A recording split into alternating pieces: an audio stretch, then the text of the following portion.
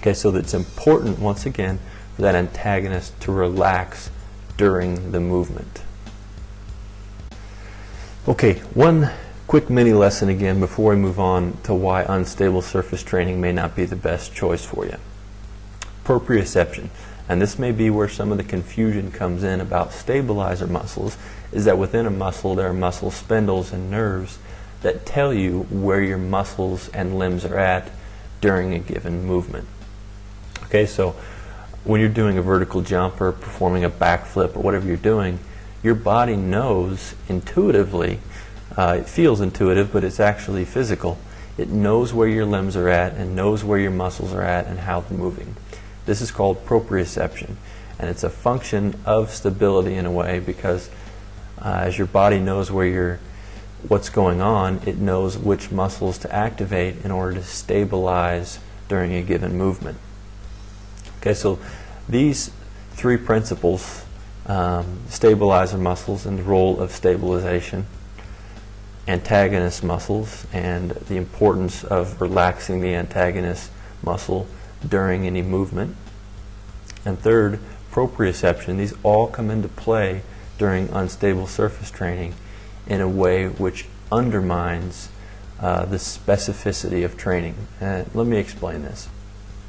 Okay, so when you're on an unstable surface, you may see people on maybe a Bosu ball, or maybe they're going to be on a wobble board, or even a rolled up yoga mat. There's lots of things that become unstable, and it makes it exciting because it's difficult to do. It's difficult to perform a squat on a wobble board. It's difficult to perform a one-legged squat on a Bosu ball or on any kind of unstable surface. And so we're thinking, if I can increase my stability, during this movement, I can increase my overall stability and balance, and my vertical jump is going to increase. Unfortunately, that's not going to happen exactly as you think it is, because what's happening is proprioception is very different on an unstable surface than a normal vertical jump. And what's happening on that unstable surface is your antagonist muscle is activating much more than it would during a normal vertical jump movement.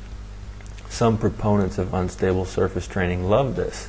They think the more activation going on during an exercise, the more muscle stimulation, the better. And you hear this about a lot of training methods, is that it activates more muscles. And typically this is good, but in some cases it's not good. For instance, you're on a wobble board, you're performing a squat, which if performed correctly is very specific to vertical jump training. But unfortunately, because you're wobbling so much, your proprioception is very different. Your antagonist muscle is activating much more than usual, and the actual muscle activation and the skill of jumping is quite different.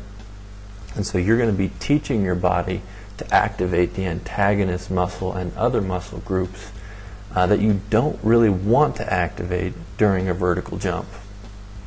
Okay, and so what's going on here is you're undermining the specificity of the training. You see, unstable surface training is a real craze that's going on right now, and you're going to see a lot of people trying to convince you to jump on an unstable surface and do a regular exercise and get that much more benefit out of it. And it's just not true. There's been a lot of studies done on it, but probably the best and really the only study that has really given a fair shake at unstable surface training was done by Eric Cressy.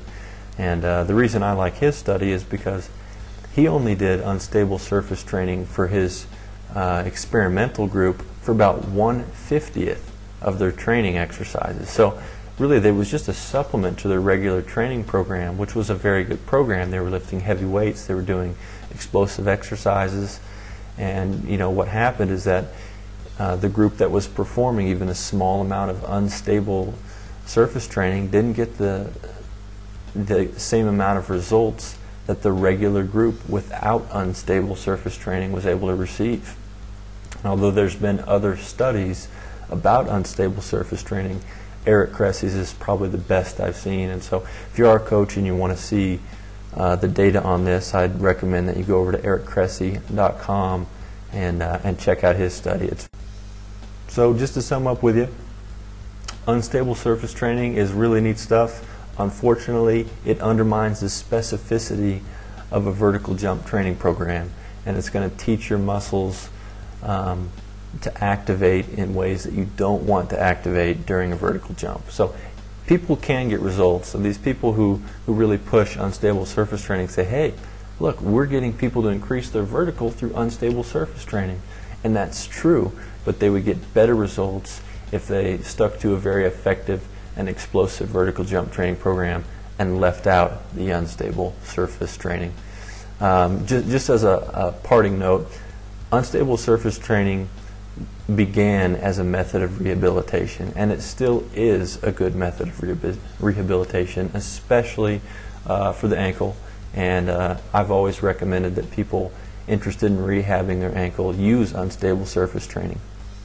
And people think about the ankle as being, they need to strengthen the muscles in order to prevent injury. And while that's true, strengthening the ankle muscles and the tendons and the whole structure is important, improving reaction time and proprioception in the ankle joint is equally as important in order to avoid ankle injury in the future. Because a bad reaction, no matter how strong that muscle is, those muscles are, and how much stability is there, a bad reaction time in the ankle is still going to result in ankle sprains and twists. So I hope this helped you, and I hope to help you make a good decision on whether or not to add unstable surface training into your training regime. And thank you very much. Bye-bye.